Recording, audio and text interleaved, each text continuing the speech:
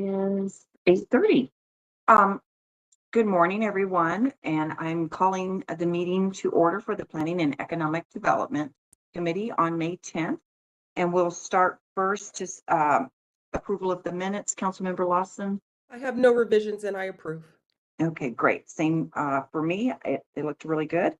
And so we'll start. We only have a couple things on our agenda, so we'll start with the Northeast Aurora and Aerotropolis development update. Okay, I'm going to start off, Mindy Barnes, and we're going to have a tour.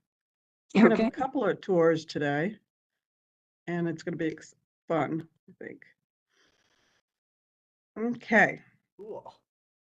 Okay, so let me move some stuff around. Okay, so here we are. What you're seeing today, welcome to Aerotropolis. What you'll see today is basically we have knitted together all the master plan developments onto one document here. And what you're seeing could be the equivalent of a city of 92,000 residents. Wow. So along with millions of square feet of industrial development. To entitle this development, your development review staff has worked for years, and the work has been ongoing despite a pandemic and any economic challenges. Members of the team are here to answer specifics about specific developments if you have any questions, but that is okay. So we start off at the new interchange. This is Aerotropolis Parkway, which used to be Harvest Road. It's at I-70 and Aerotropolis Parkway. The designs for this are underway, almost 100% complete with the design of the roadway alignment in different sections, and you may even see some construction on the interchange this year.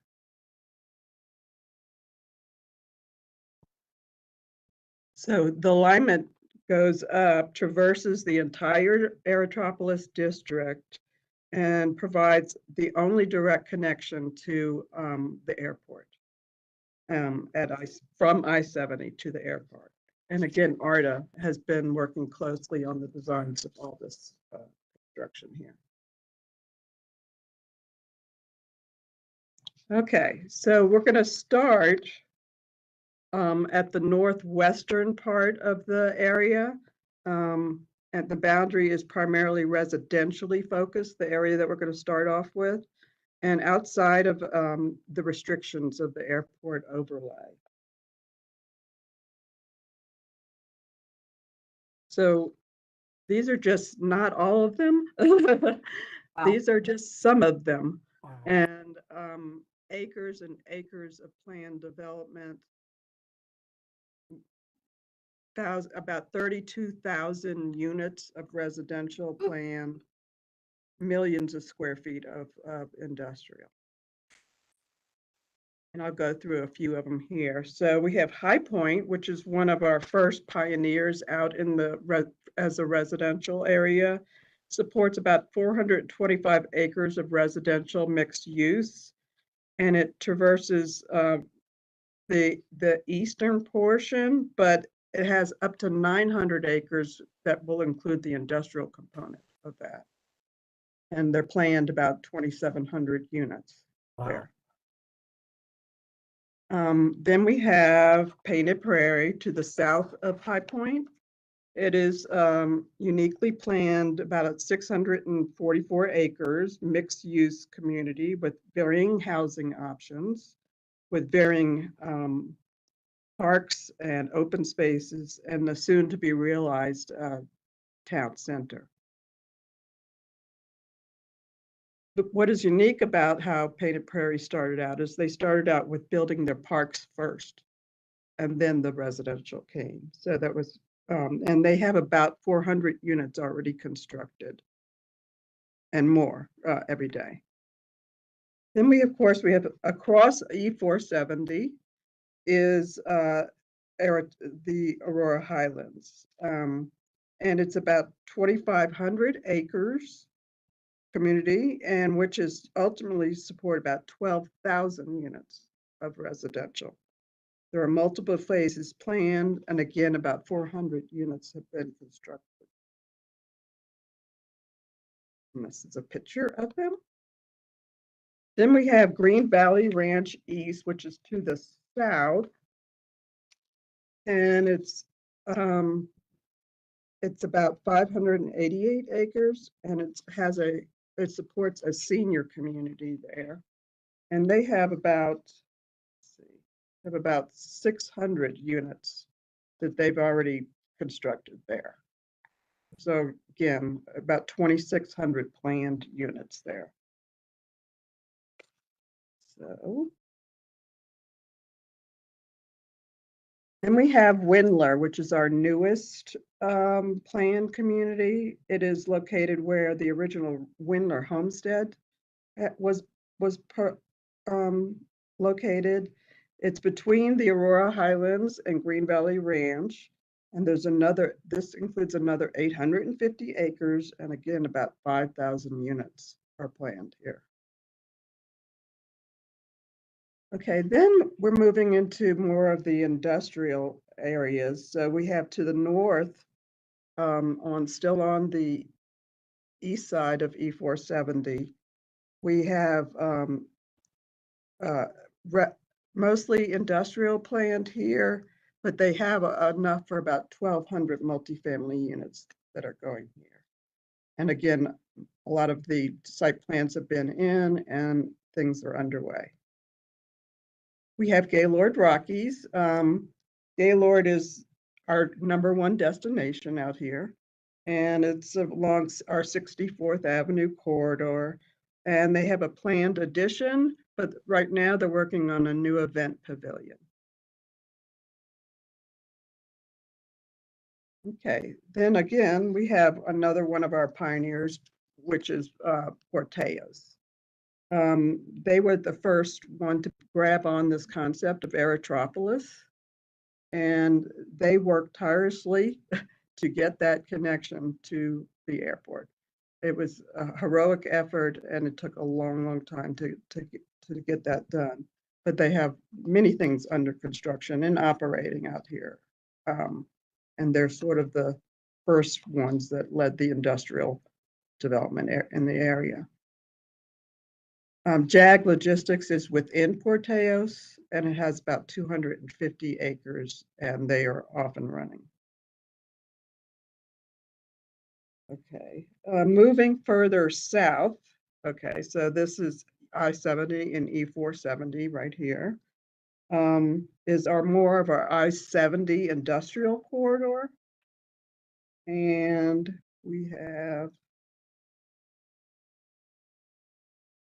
Majestic here. That's about 1,600 acres, 11 million square feet has been constructed. And I mean, about 6 million has been constructed. They're proposing about 11 million square feet here.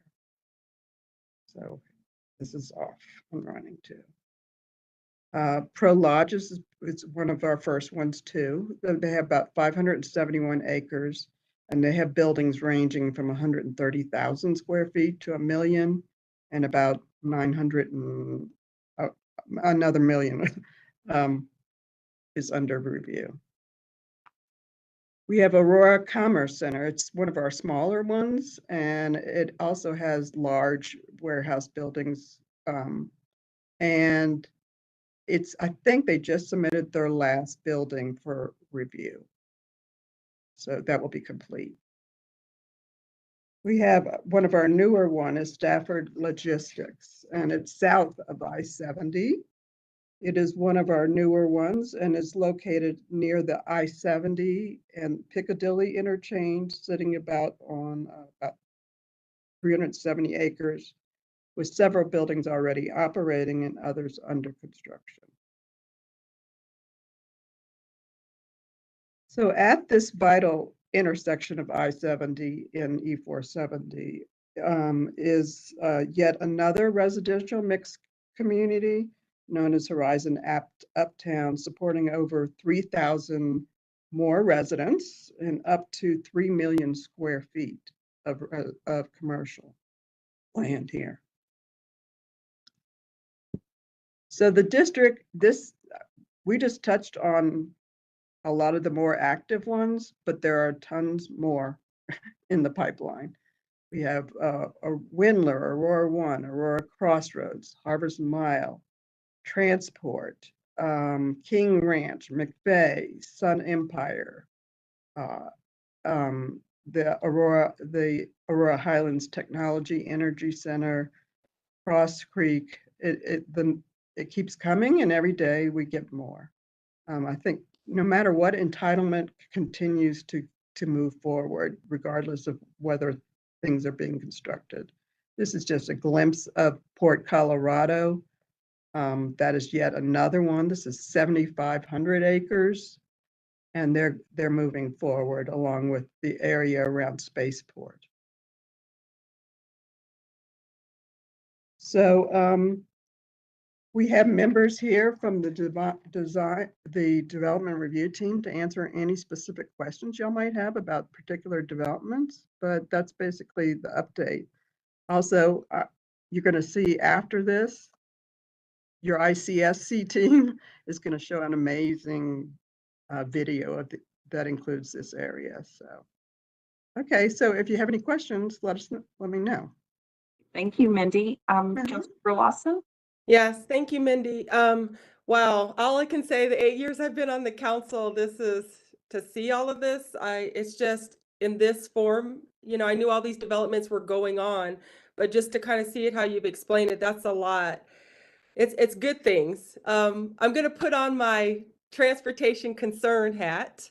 Okay, we have Mac here if you have any Well, issues. Mac probably knows it's coming. Okay. So looking at all this, what I'm seeing, it's great things. What I'm seeing is gridlock. What I'm seeing is not enough people working out in those areas that maybe even be coming from the inner core of the city to out there. No really transportation options. You know, and in Green Valley, you're actually have a senior community out there as well. So I guess for me, this is great. I just see gridlock. I see just a whole different, another part of a whole new city, actually. Yes, it is. But without really any transportation connections. And I know we're doing a lot of the road stuff, but just options for workers, for, you know, for people who live out in those areas, or, so that's my transportation concern hat that I see with all these great things that are happening. And we have the same concerns. You know, this has just been a struggle for us too. We've tried to look at all the options, but the new TMD, the new Transit Demand Management group, is going to focus on this. And again, we are going to have a multimodal transportation master plan, and this is going to be a shift in the way we've been thinking.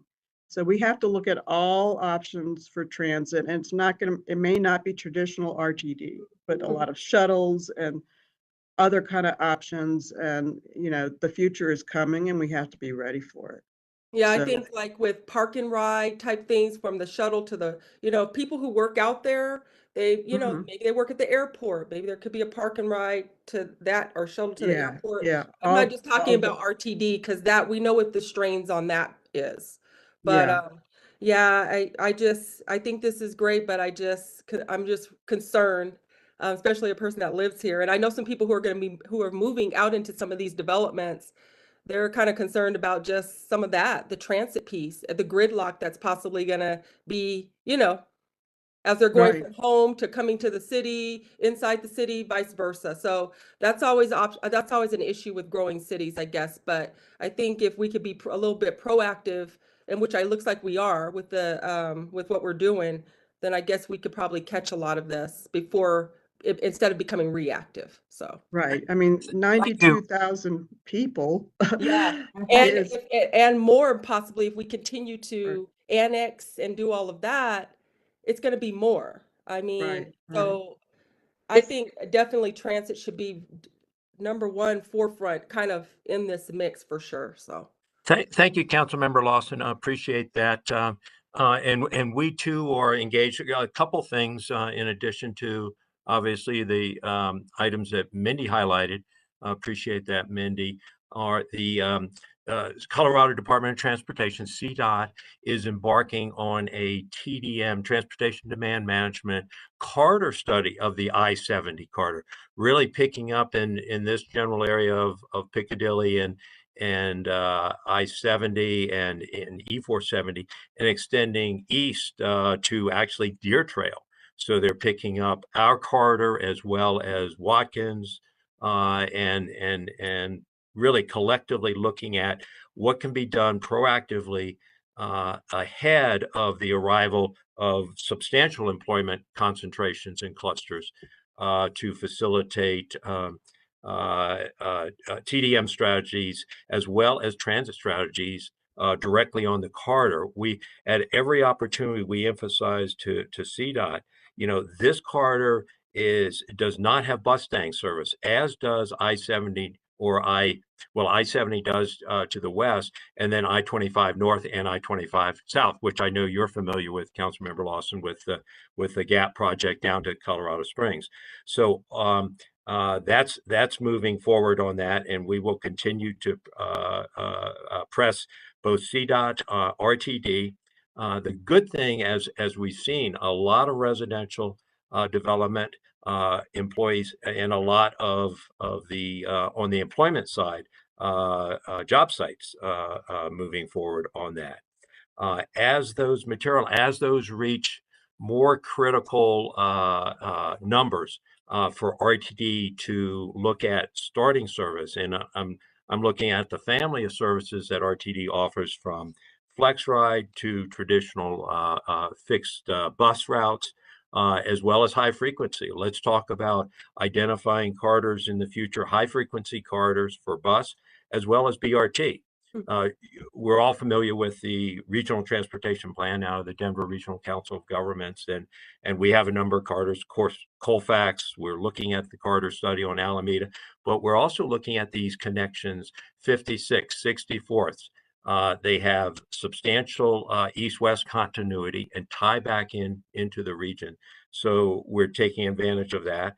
And let us not also recognize the role that bike ped trails, both on-street and off-street, play. And our Transportation Master Plan will be looking at what are better ways of providing those bike ped facilities adjacent but separate from our streets in the future, where we have higher growing volumes and speed can be a challenge in terms of to pedestrian and bicycle users on that. So appreciate that, those observations and encouragement, quite frankly, to support us collectively as we move forward on that. Councilmember Bergan, can I just add one more thing? So thanks, Mac. I know about that. And as these businesses are coming out that way, it may be good they have employees, maybe to see if they can actually partner, with the city on shuttle rides and things like that. They have an investment in their employees. So I'm sure, there may be some options, some opportunities there as well with some of the businesses that are coming into that part of town. Absolutely, Councilmember Lawson. In fact, we're about to tee off our transportation demand management study in this area that we receive funding from Denver Regional Council of Governments on that. And that is all about partnership. NETC, Northeast Transportation connections, the TMO that's active in the Northeast sector of Denver and moving in towards the Fitzsimmons area in the I-70 corridor, Peoria. They will be our contractor and partner moving forward. But it is about partnership and about serving with partnerships as well as funding sharing on that. So. On that point, can somebody talk about ARTA and the regional infrastructure that they might be working on? Thank you, Councilmember Bergan. Appreciate that. As we've seen, ARDA has completed actually the final design for the I-70 Aerotropolis, aka Harvest interchange, and the connection up and over Smith Road and the UP main line on that.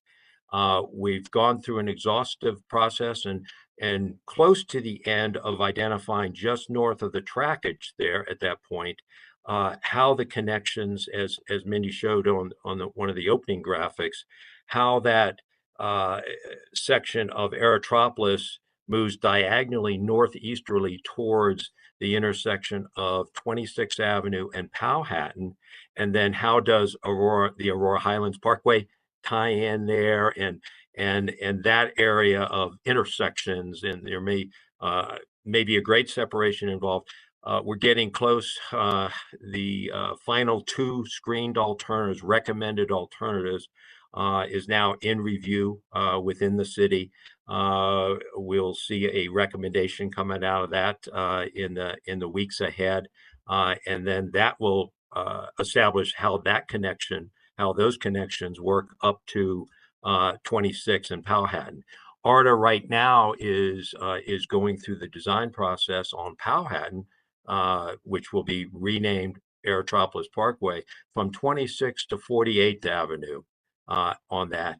And then the next segment would be just north of 48th, our diagonal connection through the McVeigh property, section 17, up to the existing Jackson Gap Way and 56th Avenue intersection there. There's a few things we also want to establish. We saw Full and Wider's presence in the area just west of Harvest, just south of 68th, in that area. We want to identify what the intersection needs to be there at Harvest and 68th, and Harvest at Jackson Gap. But that, in summary, they're poised to initiate construction at I-70 and Aurora Parkway, or Aerotropolis Parkway.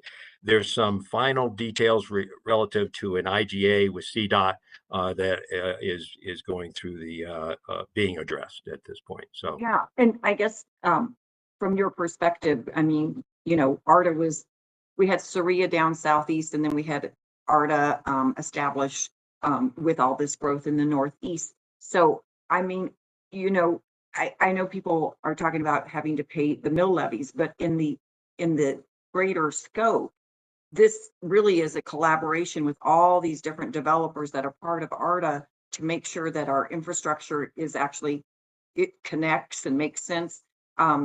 Because in the past, as you know, we've had disjointed infrastructure waiting on development to happen to make connections and so forth. So your opinion on how well that's working as a model? I think ARDA has absolutely come to the table, and the outcome has been what the vision and what the intent has been in terms of that. Because prior we had development, it wasn't always contiguous and sequential, so we had gaps in the transportation network, and ARDA is from my perspective has been effective and successful in moving projects forward. So we have that continuity, have those continuous connections moving forward on that. Great. Well, Councilmember Lawson, you made really good points. So we certainly applaud everybody for their work on all of this, and the transportation is a key component. It's exciting. Just I can't even wrap my head around the number of homes that are being built and will be built in the future. All the industrial. I mean, we certainly have the opportunity to bring good businesses here. So I know that Bob is next to kind of talk about what we're going to do to try to entice some people to come here. Any further questions, Councilmember Lawson? No questions for me, Councilmember Bergan. Okay, thank you. The presentation, I know it's in our backup. Is it possible to get it printed? just to have it's really, I mean, it's pretty exciting. Sure. Whatever we can give it any form you need it. We can get Okay. it to you. Good. I'd love to have a copy of that in print. Sure. Okay. All right, thank you so much. All right, we'll move on to the ICSC conference coming up. Bob? All right, fantastic. So thanks for having us. This is a follow-up to the March pre-ICSC PED presentation, where we're going to give you a little more detail, and we do have the video to show you. So we're going to be previewing the ICSC video to show you kind of what we show at our ICSC booth. And we're going to be giving you an overview of what we do, who we meet with, and what we talk about. Great. Then we're going to show the video, and then we're going to answer questions at the end of the video. So each year, the city leaders and staff of Aurora go to ICSC to market the retail opportunities. And this year, we're bringing 7 people. We're going to be going out on the 21st of May to the 23rd. And this is basically to attract, retain, and expand retail opportunities within the city. We're going to be showing you some of the marketing and collateral material that we bring to the show, that we hand out and or have people QR code in order to be able to get the information. This year, staff has worked with the communications department to update the video. We have so much going on in the Northeast that our videos have to be updated constantly, because if you took a video from 2 years ago and brought it out there, which we were not planning on doing, it would have shown kind of the past. We have so much going on that we needed a new video, and kudos to the communications department that helped us with this, with Julie and Asher and Julie's team. And if Julie wants to give kudos to the team afterwards, please do. So, who do we meet with at ICSC? We meet with basically 4 different groups. We meet with developers that are coming out of the ground with the project. We meet with brokers who the developers usually hire to market their retail opportunities. We meet directly with retailers and restaurant operators to put the two of them together. And we meet with center owners, which are different than developers. And in the past, developers used to hang on to their properties forever, but now they have a tendency to flip them to these REITs that are center owners that act very differently than developers do. They're more like asset managers. So we have to meet with both sides of the equation to understand how each of them are looking at the world these days. So we're already fully booked. We have meetings every half an hour for the entire conference, and we're double booked on many of those half-hour meetings. The 7 people that we're bringing include city council persons, the acting city manager, ODA, and the 4 people from the retail team. More specifically, what we're trying to do is we're trying to attract retailers to specific areas of the city. So as an example, trying to attract grocery stores to the Murphy Creek area. We're also assisting developers in determining their targeted market mix for the mixed use projects. So like in Aurora Highlands, where you have retail, you have office, some light industrial services, nonprofits, we try to go and meet with these folks and let them know what's going on in the business, because after COVID, everything's changed. And a lot of these folks are focused on the residential component because retail follows rooftops. So we're waiting for the rooftops. They focus on the retail sort of after they've got the rooftops rolling. So we are also presenting all of the services and programs that we have to offer to attract the desirable uses that we're trying to get into Aurora. And that includes things like demographic, the latest demographic information, latest traffic counts, traffic patterns, a void analysis of where their competitors are and where they're not. Then we can do a competitive analysis showing exactly how far away their competitors are. We can do site and location services. And we have SBDC attached to our hip, where they can do training and help with potential financing programs. We also discuss the current area developments and assistance programs that we have. We don't just focus on the Northeast, even though that's where a lot of the action is. We have a lot of projects elsewhere in the city that we're also promoting. We also have the wonderful opportunity to directly introduce the retail and restaurant operators to the developers. And every year this happens, where we get these walk-ups that we didn't anticipate being at the show. They show up, we're fully booked, but we have, we can double book and triple book if we need to. And we know when the developer's coming in, so we could actually tell them. And this happened last year where someone came in specifically looking for a specific area, and that developer was going to be there a couple hours later, and we were able to match the two of them up at the show. And the developers really appreciate that. We also get to offer our additional technology that we have that a lot of other cities aren't offering yet, which includes the ability to do the site searches for them, the ability to get all the demographic information, to use things like Placer in order to show them everything they need to know about where their customers are, and to do things unique like the photo studio, so smaller operators can take photos of all their pictures, put them online, and can do welcome videos to show them everybody, what they do in their store. Okay, so a couple of things about ICSC. Let's talk about the welcome packet first before we get to that part. Last year, we were asked to put out a welcome letter to all of the new retailers that were showing up and opening businesses. So we track the business licenses and then send out a welcome letter to the people who have recently got a business license. We worked with communications to put this letter together back in March, and we have sent out 720 of these letters and have gotten some very positive responses. These were going to just the pure retail sales tax generators. There was actually 2,900 licenses in that time, but a bunch of them are not actually sales tax generators. Okay, so now let's get to the video. So the purpose of this video is to draw people to our booth as they're within sightline of our booth. We have one of the most exciting looking booths. If you go to ICSC, mostly you see developers with sort of AAA lawyer looking space, or everything's mahogany and cherry and glass and gold. We are very different. We stand out in a significant way. So we have 3 full-size monitors running this video on a nonstop loop. Now, we don't have sound and music because this is a huge convention and the ambient noise is just too much for you to be adding ambient noise to it and then trying to get people to listen to what's being said. So what you're going to see is no sound and no music in this video because it would just be distracting if we put that in there. So now see if we can watch the video. Kathy?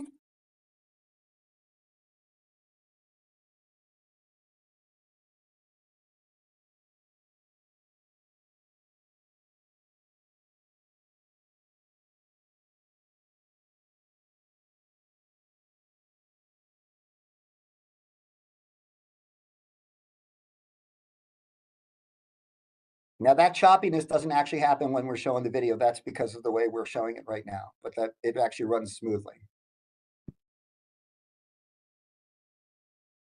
These are the taglines, room to grow. You're going to see 5 taglines that communications has helped us put together in order to help market. That was the first one. You'll see them coming across at each section.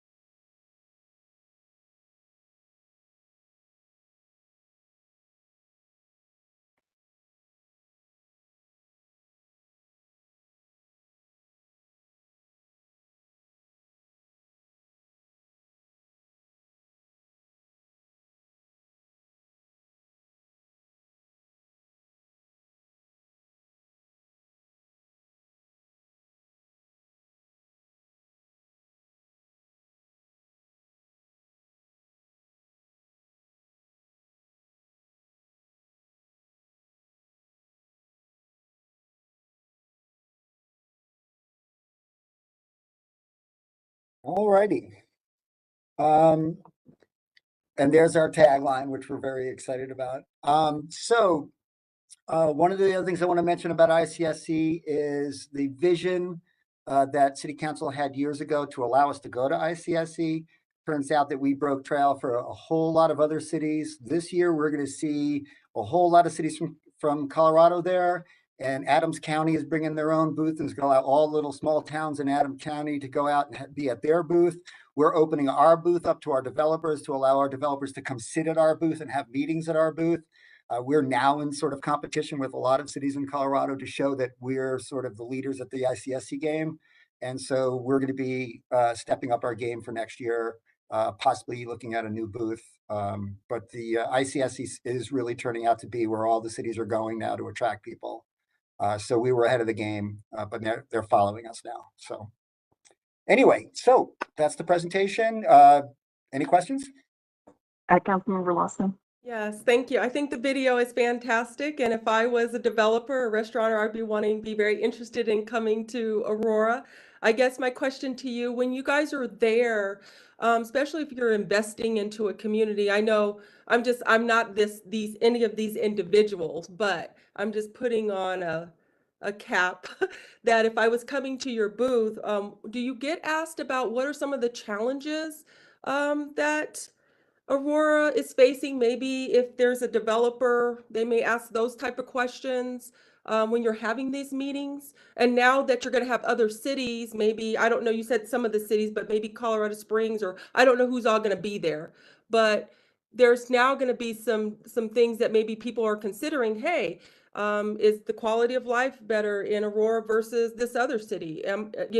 Development. Am I going to be able to get a permit faster? I do you get those type of questions from We actually, from at this conference?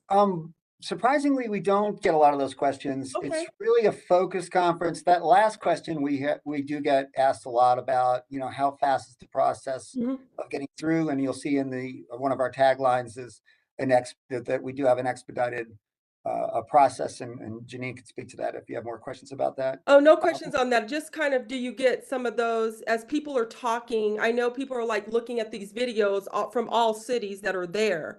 I just wonder, do people say, well, what is the landscape? Because a lot of people are coming from a different area, so they might have done some research, but there's still challenges that are in a lot of these areas.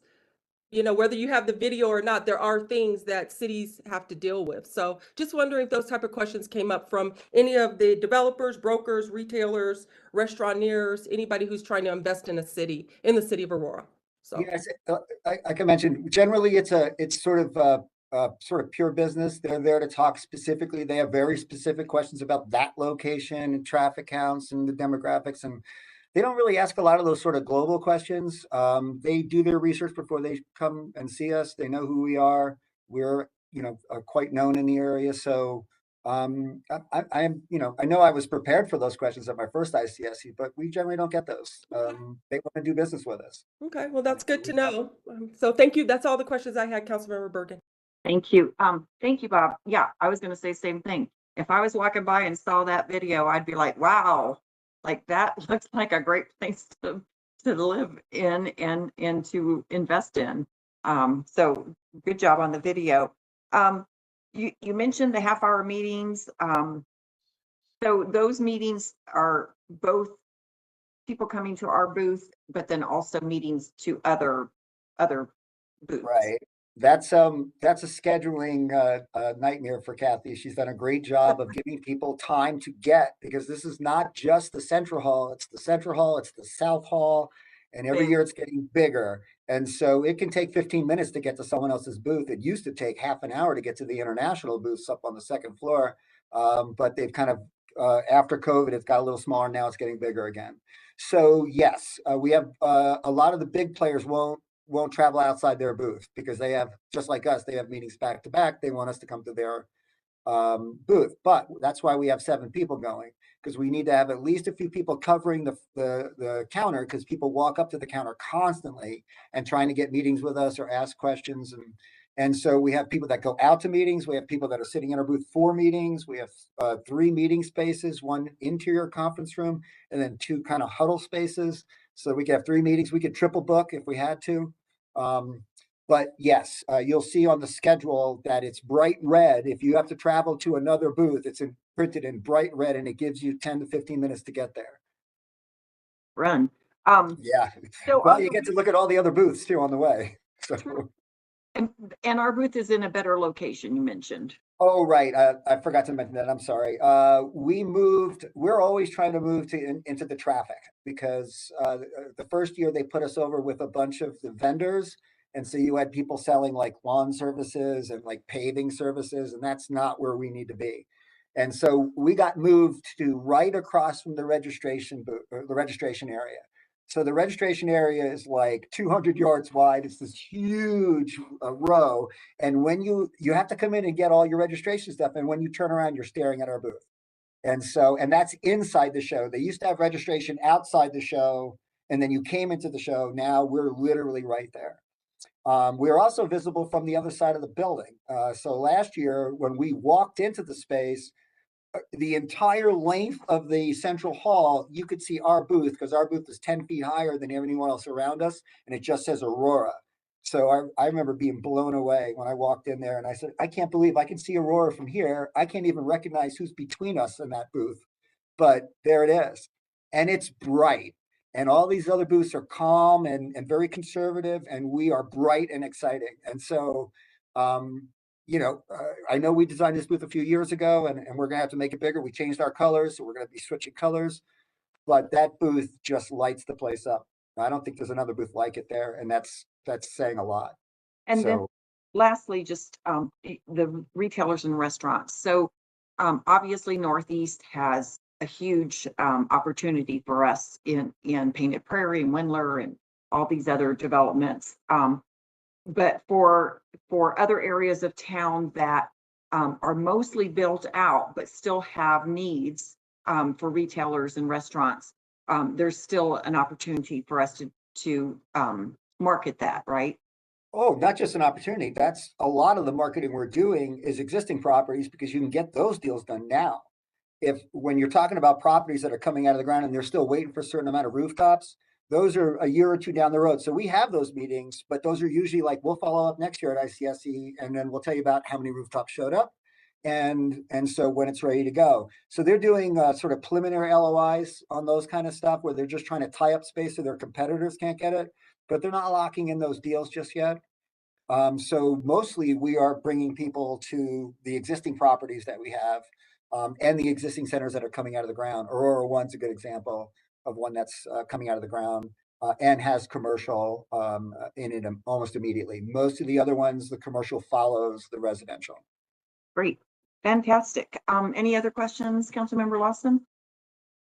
Just one more question, Councilmember Bergan. So on that point, so when you're there, like, for example, different wards, of course, every ward has their own kind of uniqueness. In Aurora, I look at, do you kind of look at where maybe some of those gaps are in each ward possibly, and just say, okay, there need to be more restaurants in this ward, or more, retail in this ward, based on the whole dynamic of the ward. And I'm just looking at Ward 5 because I live there. So I'm just saying, is there some unique restaurants in this ward that we could put in, that I don't have to go to Ward 4 or South, Ward 6, nothing on you, Councilmember Bergan.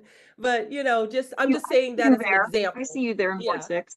Yes. So just wondering, do you kind of look at all of the kind of gaps, possibly whatever it may be, in restaurants, retail, in all of the wards, and then maybe there may be someone there might say, hey, I kind of like this area. This one is fully developed. It has a lot of condos and townhomes, for example, in this one dense area. Maybe we could put a restaurant there. Do you kind of look at that? Do you do that at this conference as well when you go? Well, actually, you might, we have a gentleman who's started here, Tom Oldenburg, and he does an amazing job at finding every possibility. As a matter of fact, the last time in March, you had mentioned a coffee shop. Yes.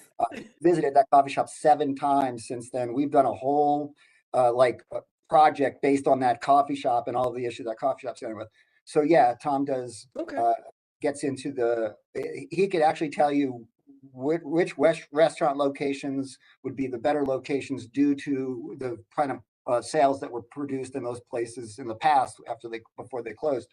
A tremendous amount of information on that stuff. So yeah, we don't necessarily present that level of detail at ICSE, but if they're asking about specific sites, we'll get to that. Mostly they're coming in saying, we're coming in from Salt Lake, we're going to be opening stores there. Tell us what you got. Tell us tell us the developers we should be meeting with. And then, if we have any incentive programs for them, we'll bring them up, and then they'll come wrap around after they talk to developers, and we'll talk about incentives. Okay. Thank you. Thank you. That was a great presentation. Appreciate it. And it's only a couple weeks away. Yeah, and I got during the presentation, I got 3 people asking for copies of this. So we're going to have to post it as a link. We can't email it. It's too thick. So we'll get back to everybody and show you guys how to get to the video. Okay, fantastic. All right. Well, thank you again. And that is it for presentation. So we'll move into our miscellaneous area for the different reports. I'm looking that it looks like no reports except for small business. Elena, are you? Yep, there you are. I'm here. Good morning, council members. Marsha was not able to attend today, so I will be providing just a couple short updates. So on April 26th, we had the visit of the SBA's Associate Administrator, for International Trade, Mr. Gabe Esparza. And the purpose of his visit was to understand the issues businesses are having with international trade. We had a roundtable discussion here at the City of Aurora at the Municipal Center. For this event, we invited Aurora small business owners who were involved with importing and exporting, local banks and CDFIs, as well as the staff from the Colorado SBA, the Office of Economic Development and International Trade, OEDIT, and the new SBDC State Director. We had a very robust and fruitful discussion, and he was very happy with the information he was able to gather from our meeting. On another topic, I would like to introduce you to the new Associate Director for the South Metro SBDC, our own Lori Wilmer, who was recently promoted from Senior Small Business Consultant, and she has a short update. So take it on, Lori. Good morning, and thanks for having me. So the second thing that we did on April 27th, following that roundtable discussion, we had Mr. Esparza attend a ribbon cutting of the new SBDC satellite office in Castle Rock at the Aurora or the Arapahoe Community College at the Sturm Collaboration Campus. The ribbon cutting was attended by over 100 clients and VIPs. And following that event, we had a lunch with Mr. Esparza where he spoke about the different things affecting international trade, the different programs that were available. And we had a lunch that was sponsored by the Independent Bank. Thank you. Thank you very much. Any questions? Any questions, Councilmember Lawson? I don't have any. Thank you. I don't have any. Thank you Thank for you. the report. Are there any other organizations that needed to give a report that were not on the agenda as having one? Not hearing anyone. Okay, well, that is a short. Oh, you know, I have a question, and it actually goes back to Mindy. Are you still with us? Maybe not. Maybe Jason can answer. Are you there, Jason? I have a question about when you were doing the Northeast Metropolis Development Update. This came up, Councilmember Lawson and I were at the AEDC meeting yesterday, and Buckley, we had a representative from Buckley Air Force or Space Force Base talk about, you know, their mission and so forth. And one of the major challenges was a substation that has to be built. And so we kind of went into this whole discussion about power grids and infrastructure. And then somebody at our table actually mentioned that Westminster is no longer able to, I guess, develop because they are lacking the power grid for infrastructure. So I noticed on one of the slides or on the Aerotropolis that you had, what was it? The Excel mega site. Is that to expand the power grid? I think it's part of their overall service plan. We have good relationships with Excel. We keep them updated in terms of the development activity we're seeing. It's something we check in with our developers pretty frequently to see what they're seeing. There certainly are times in the past, and there probably will be in the future, where given the pace and breadth of development, that it can be a rate limiting factor for our developers. For Excel, they have some of the same issues that I think we're seeing across the spectrum, whether it's supply chain issues, whether it's workforce issues, contractor availability. So we've seen all of that in the past. My most recent reports have been that in general, Excel is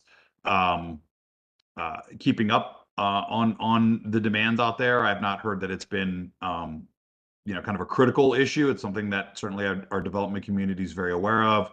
But in general, what I've heard probably over the last 6 to 9 months is that it's something that we're generally staying on top of with the development community and with Excel.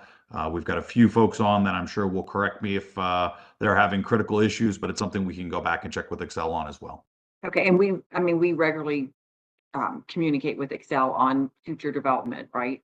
We do, and specifically, I have to go back and check on the Buckley, I know we've been having discussions with them about a substation that they were looking to do actually on Buckley. Right. So that we were working with them. He said it had to next- be, literally had to be done by 2027. 2027, Hmm. or they were gonna lose mission. Okay. We will follow up. It was, right, Councilmember Lawson? Yeah, and I mean, that is something that we have when we went to DC that we discussed with Congressman Crow and the Deputy Secretary at the Pentagon. But they said that, I mean, that's going to be crucial if they don't have power to the base. So I definitely hope we're on top of that for sure. It is. It's something we've had conversations with them in the past on, and Excel as well. So, but we'll follow up and see if they're having, other than knowing it's on the horizon, but seeing if they're having specific issues or specific delays that we can help address. Very good. Yeah. All right, thank you. So with that, our next meeting is June something. Let me look at my paper here. June 14th at 8:30, and we're still virtual, correct? I just want to make sure I don't stay home when I'm supposed to be there. Yeah. You are correct. We've discussed August for the next in-person. Okay, Oh, okay. fantastic. All right, well, everyone have a wonderful day. Bye, everybody. Thank you. Bye. Thank you.